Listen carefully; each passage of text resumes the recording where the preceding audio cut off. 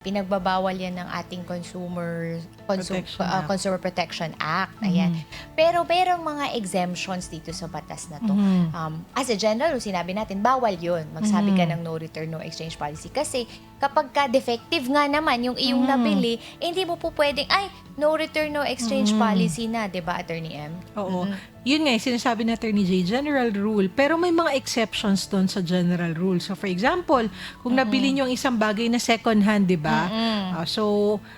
Assume mo na syempre nagamit na yung bagay, no? So, talagang kung may defect man doon sa bagay na nagamit, kumbaga, kayo na rin yung may burden to carry kasi alam nyo naman na it's not brand new. So, may caveat na kaagad yun.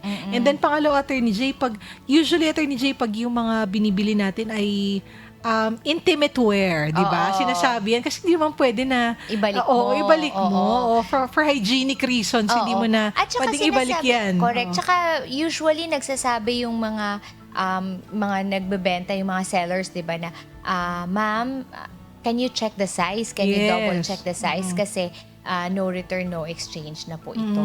Ganon. Kung na-inform ka naman at you agreed naman, no?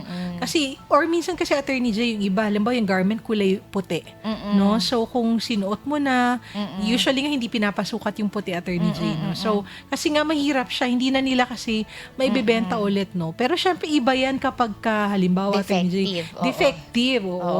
Or halimbawa, mga gadgets talaga, Attorney J, syempre meron tayong tinatawag na warranties, di ba? So kapag yung mga warranties na yan, again, implied yan, hindi yan pwedeng i-waive, no? At hindi pwedeng sabihin na, hindi naman kasi defective, hindi mo na maibabalik, no? At kasi may warranty tayong tinatawag. Whims lang ng consumer, biglang, nagbago isip ko, ayoko palang bilihin to, babalik ko na lang. Hindi po pwede yun.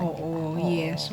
Yun yung ilan sa mga exceptions ng ating batas. Attorney J, pati pag consumables, diba? Yes, correct. Siyempre, nabuksan mo na Nabuksan mo na, tikman mo na, biglang, hindi ko pala gusto, hindi ko na gusto ubusin. Nangalahati na. Tapos babalik mo. Panis pala, pero nangalahati. Kasi na-consume nyo na po, di ba?